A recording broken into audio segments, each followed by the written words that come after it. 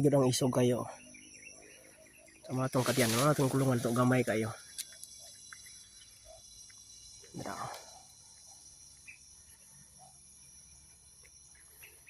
Isugan nilang gamad ako.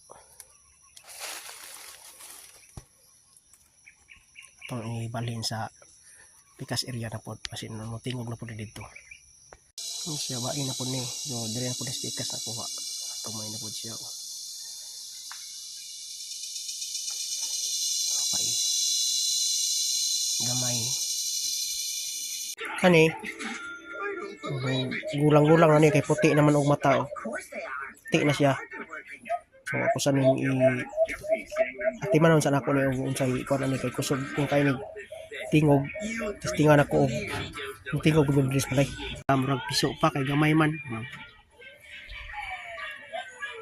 piso pa ni